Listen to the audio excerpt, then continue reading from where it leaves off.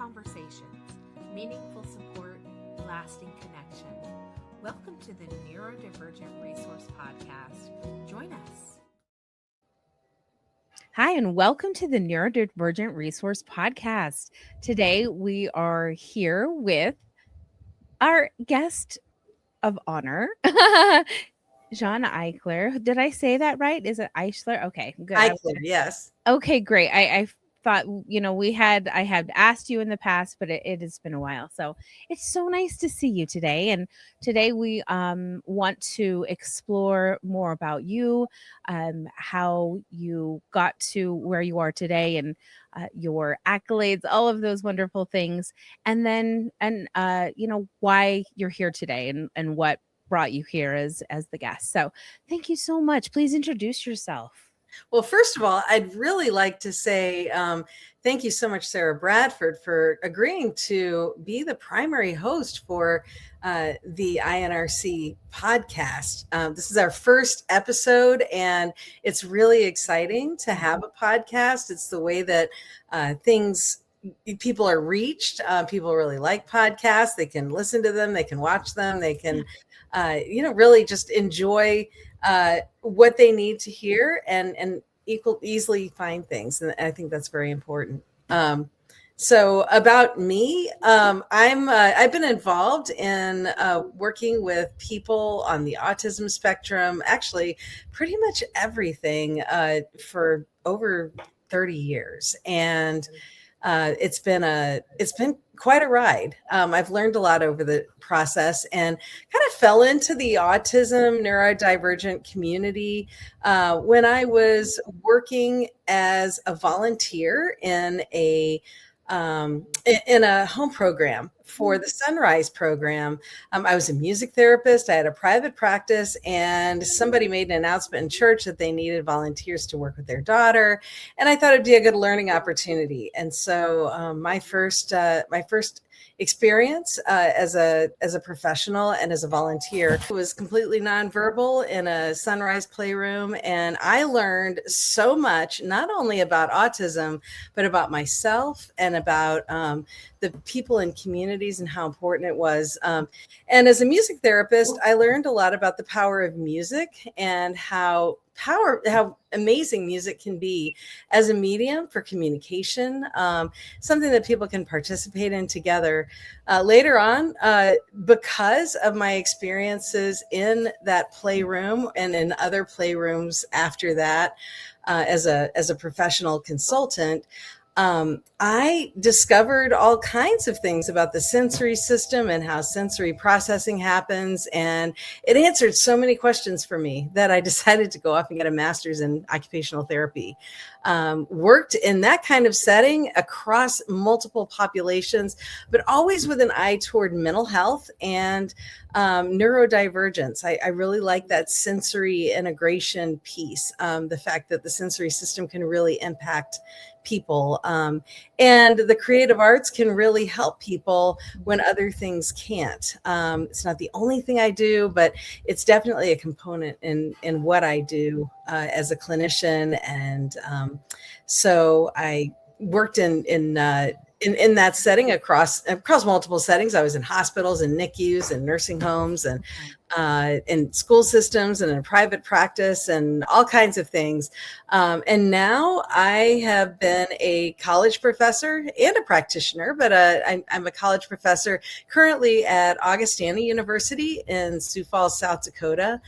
We have a hybrid occupational therapy doctoral program. So I have a doctoral degree in education from St. Louis University and have used that to create multiple occupational therapy programs around the country and develop different programs that are just great. That's my husband over there.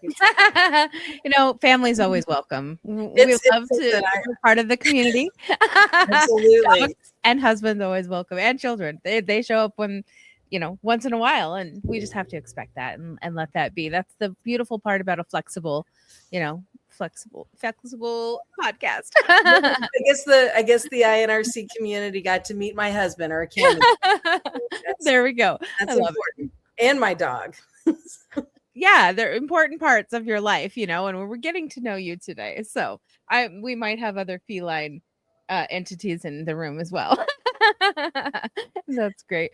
Um, it sounds like such a meaningful journey for you to be able to not only assist where you saw there possibly was a gap and much needed, but I think OT is a really special career and a really needed position in the community because there's a lot that happens with the body and the biological systems that when we're dealing with neurological ideals, sometimes we leave that part out. And sometimes that whole body idea isn't uh, something that's brought to the table when you're there getting a formal diagnosis. But I think it's so important that a whole picture of a person is brought into play, especially when they're struggling and there are challenges, because there's so many ways that we can assist through the body as well. So I think that OT is just a fantastic career for those who are listening or wanting to get into a career. No. Well, what's nice about it is that it's so holistic. So we don't particularly we don't make a beeline for a diagnosis. We look at the person, and knowing a diagnosis is helpful, but we're not really centered on a diagnosis per se. It's about what you're struggling with and what you want to be able to do. So I say, we figure out, we learn as much as we can about where you are and where you want to be, and then we figure out a bridge to get there. And sometimes that could be environmental modifications. Sometimes it's something about accessibility of an environment. It could be some things about access to different services in your environment, or cultural differences that we need to take into account. That kind of sounds a little bit like counseling or social work. Sometimes it's about your ability to navigate a situation. So there may be physical issues that we have to deal with. And there are all kinds of things about structures and policies and things that keep people from being able to do things. And so it's very individualized, and occupational therapy is uniquely uniquely situated to be able to look at all of those things in a way that's different from a lot of other professions. That's why I love it. And I think it's a really good fit for a neurodiverse community because we can speak to a lot of things. We have a great deal of perspective, and nothing is off the table. We really do look at what's going to motivate a person to be able to do what they want to do. And we also realize that person has to find motivation. There's certain interventions that don't really work that don't have that motivational piece in there. And that's, I think those are the best interventions. Things like, child-directed therapies, DIR, are really great when we're looking at working with people on the autism spectrum, and using occupational therapy as one of the components. Yeah. And I love that piece because when you learn to be curious, number one, I love the word curiosity. When you learn to be curious about an autistic individual's support needs, oftentimes you find that it aligns with their interests. And it's so nice that there's so many pieces that you can align with interests to do that motivational piece as well. And I think that's such an important part, is that curiosity in really wanting to know that individual precisely. I was talking to somebody about their, I think it was Andrew Arbo, and he was saying, I'm just one voice, and I told him that my son loves to do calculation. And so I had a summit, and I said, it was like the 1 in 36 at the time. And I said, DJ, if there's 1 in 36 autistics in the world, like how many is that? Can you do the math? And he said, 183 million, Mom. And I went, oh, okay, thank you. And so I told Andrew, we're two voices in that 183 million. And that is so many different types and different brains to be able to accommodate, to get access, to learn how to find their special, things like that. That's overwhelming. Of course, you don't have to work with that many people. But that's the overview, is that everybody is so individual. And that curiosity piece, I think, is so important for providers and service providers. Oh, it really is. I'm working on curriculum for the program that I teach in, and talking about autism in particular, but any diagnosis that people get. That's why it's so important to look at the person, because you look at one person with that diagnosis, and it really is just that one person with that diagnosis, because they come to the table with a unique set of other factors that impact the way that they're going to respond to things, whether or not they're going to be motivated. It's important to consider that whole person. And I think INRC is going to uniquely provide a lot of resources for people so they can choose what they need. And that's so important to consider, that there's no specific thing that INRC is going to be promoting or thinking about. It's really about people looking at what's available to them as we develop our library, and figuring out, like, what, I could really use that talk, or maybe I just need the last part, or maybe not everything applies to me, and that's okay too, right? Yeah. If you listen to a podcast or read a book or something and discover, I think we've all discovered that, some books are really interesting to us, but there's always that chapter that doesn't really apply. It's okay. Yeah. It's okay, because all of us are really that one in a million, or one in billions, I guess. Yep. Billions, I think I would say, if DJ was. Absolutely. So, it's so important. And, often people try to simplify things by saying, okay, I've got this protocol and it's going to work with everybody, and this is the way it is. And, really thinking about people in terms of where they are, and not as having characteristics that need to be fixed. But, I always say, like, what are your superpowers? Like, let's turn that into a superpower. You're having a low time. Think about the fact that that's going to be the first sentence in your TED talk. Let's figure all this stuff out, and that everybody has value. And that's also really important to remember. I remind my teens that a lot, and that is a sentence that I hear myself saying, like, you don't need to bring home good grades. Yes, I would like you to, but that doesn't make your value. The vacuuming, that doesn't create your value this much, like who you are, because you are a person, like you are valued because you're here. And I think that is something that we're reminding humans again. Maybe it was lost on some generations or as something, pleasure arts, but I think that it's so meaningful, and you just see this empowerment and this change of perspective when somebody understands that they are valuable and worthy and deserving of access, especially, and like you said, following the clips to see what podcasts are relatable for you. It just takes a few seconds and you think, oh my gosh, that is going to be such a great episode. I need to jump right in and find out more.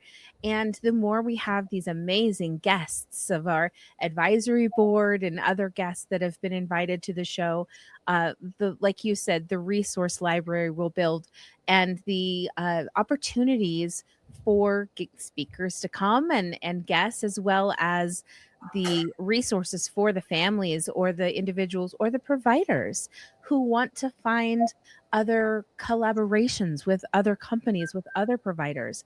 That is a beautiful, beautiful thing to do, I think.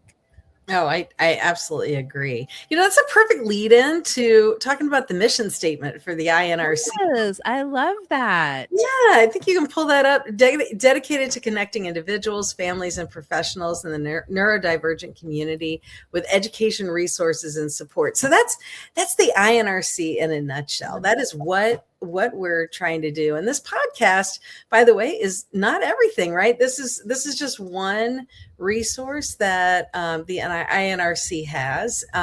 We're developing lots of resources, and we might be able to use your help. So if you're interested in, if you're listening to this and you're not involved with us, and you want to get involved, we would love to hear from you. And everybody has a voice in this room, and we can learn from everybody. Some of my best teachers have been my clients.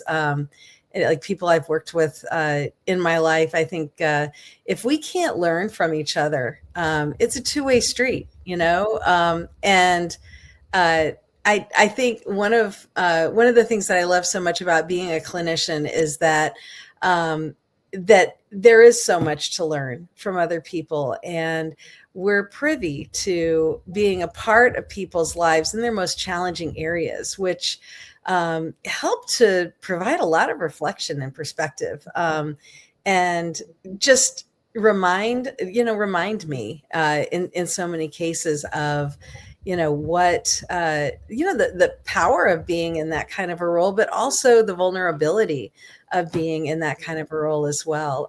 If we do it right, we're a part of that discussion. We're a factor in the room, and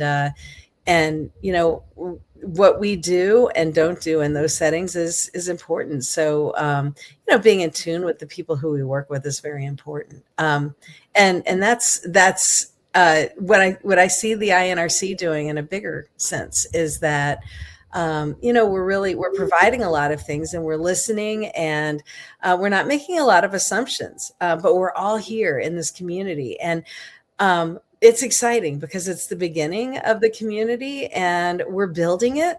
And I always tell my students the best laid plans mixed with other people become something else, and so we're gonna develop this into what the community needs, and not one person's agenda or one person's vision, but everything.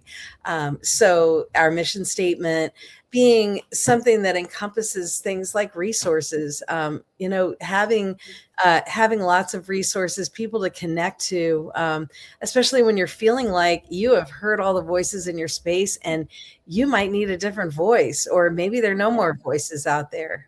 So many opportunities.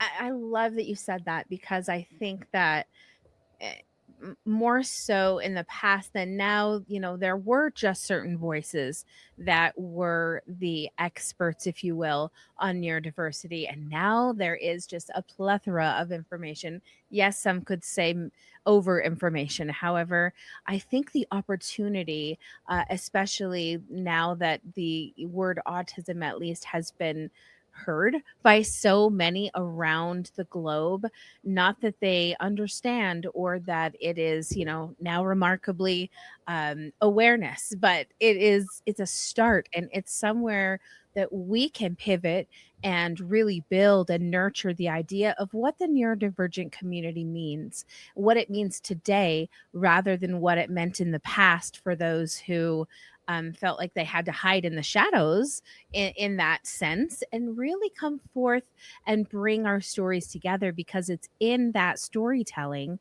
that we find that relatability, that we find that draw to those communities, that this is my tribe and this is where I will find where I belong. And it's such a special place to be. I'm just honored to be here. Oh, me too. Me too. I think this is such a great platform. And, because this is a podcast, who knows who's listening, right? Right, Sarah? I get emotional too. Watch out for me here. There may be people who are in different stages. Maybe they have somebody in their life who is on the autism spectrum, or has some other identity deal that's a neurodiverse identity. Perhaps you're curious about what this neurodiversity thing is or how it works. And perhaps you're in a community of people who think that that people who are neurodiverse need to be treated differently. And I think actually that is the best person to be listening to this podcast. I love that. Several years ago, I was working with a group of teenagers, and we were doing thing in common was that they had the devil of a time making friends. They were all college and career bound, and they were going to struggle in college if they didn't have a few skills once they got out of high school. And we decided to create an innovation challenge. And I worked with the engineering school at St. Louis University, and we created this innovation challenge with some volunteers from all over campus. We had our neurodivergent members of the group, and then we also had engineering students. And I just remember how I watched, we combined the three. So we would have people from each of those groups on each team. And I realized that none of them knew how to work together. And the biggest challenge was having the person who was neurodivergent in the group be integrated with what was going on. Yeah. I saw one of two things every single time. So there were no exceptions. There were no people who were just like amazing at it. I either saw the group defer to the person on the autism spectrum to get something to come up with the solution for the challenge, or I saw the group solve the challenge and then bring the person with autism into the environment and give everybody credit. But they basically left that person out. So in both senses, neither one of them showed that they could work with somebody who was really different from them. Now, if we look at that on a broad scale, we have a lot of differences. And we tend to hang out with people who have similar characteristics, probably because we don't really know what to do with people who are different from us. When you look at like the school system, people tend to hang out with people who are very similar.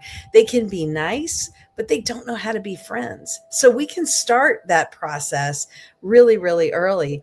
And I call it training the future coworkers. So back to that group.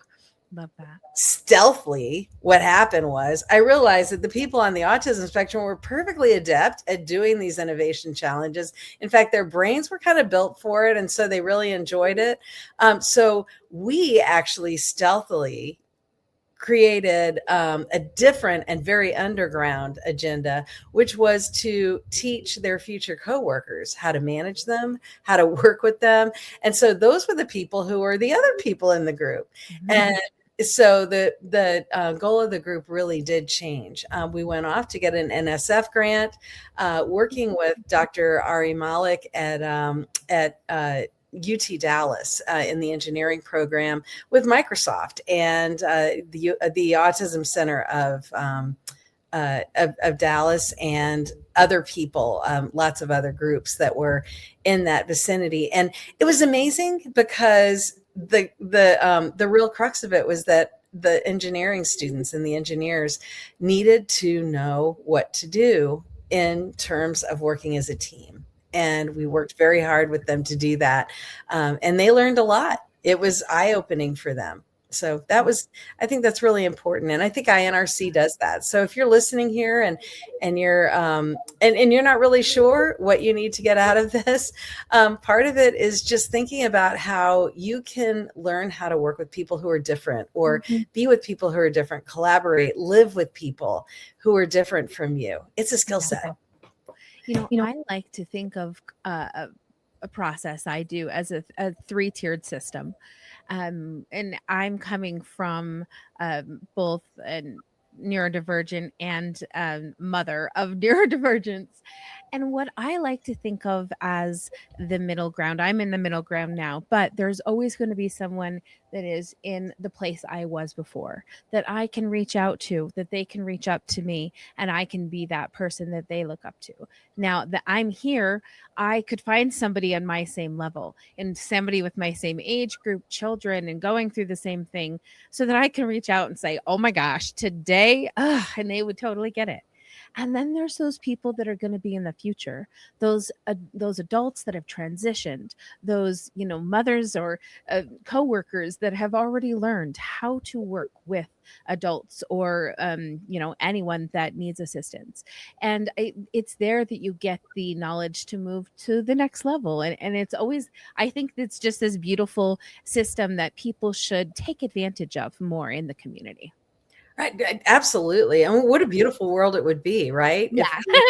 If we knew that we didn't, that the way we do things isn't the way other people might approach them, that people's perceptions might be different for different reasons and they're equally as valid. That the way we grew up may not be the way that other people grew up. And so quite possibly we have different opinions because of where we're positioned in life or what we think. And there's so many aspects to just being different. And we're all different. You and I are different from each other, and finding that common ground and figuring out how to grow from that is great. And when people access the world differently, if they don't, if they can't communicate the same way, or they don't like to be with a lot of people all at the same time, or they don't give good eye contact, or they really don't know how to be in a group and work with other people, or they need to retreat more often, or they have no boundaries. There's that other side, people who are just a little much.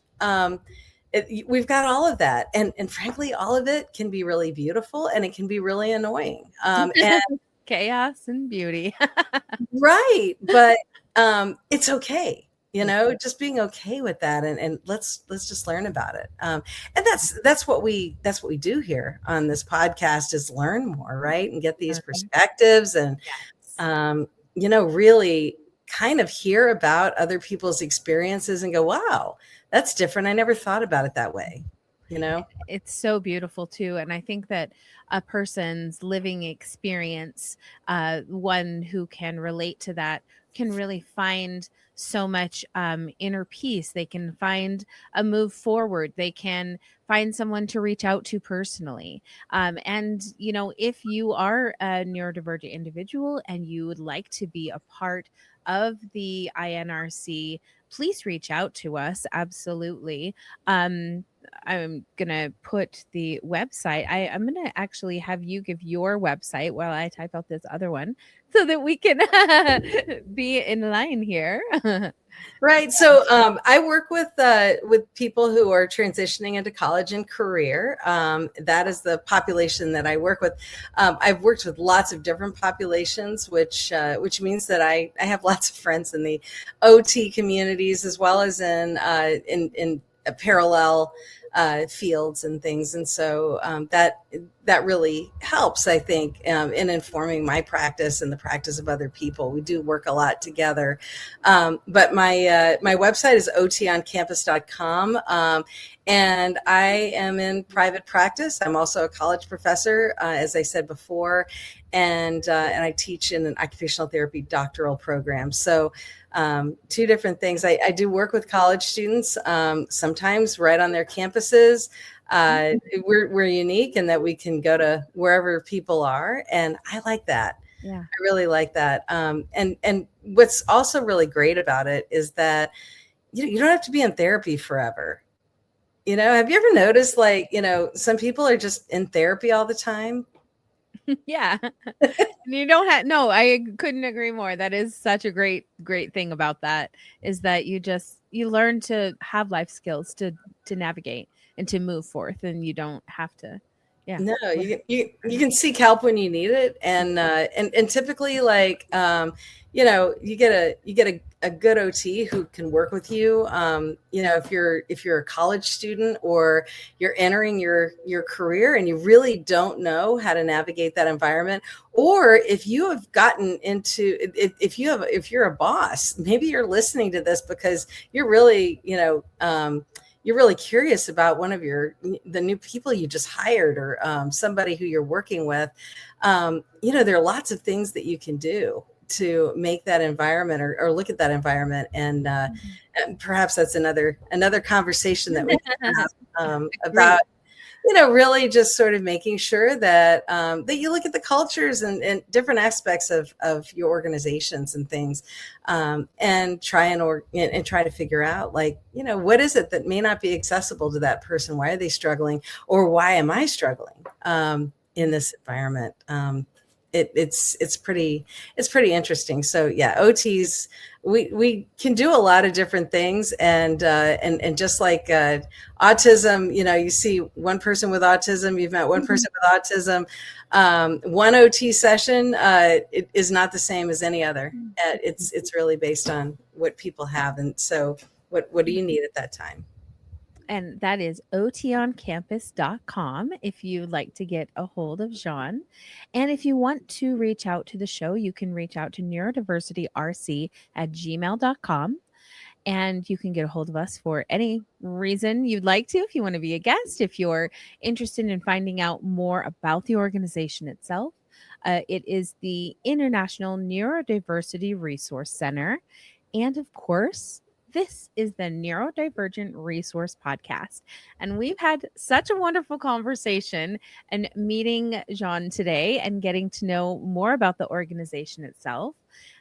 So we hope that you tune in to all of our social medias. We are currently on Facebook, Instagram, LinkedIn. I believe we have a YouTube channel. We'll be streaming on all podcast platforms, video as well as audio, and we do have a Substack. So please visit us at all of those locations so that you can learn more and be a part of the community. Talk about accessibility, Sarah. That sounds phenomenal. Yes, I love it. Oh, this is such a exciting new opportunity for everyone, for the just the community in a whole, the neurodivergent community, for those who want to learn more about it, are in it, and want to find your place. So thank you so much for letting us get to know more about you today. And of course, we'll be having more episodes with you in the future, and we'll get to touch on some amazing subjects. Thank you so much, Sarah. Thank you. We'll talk to you soon. Thank you.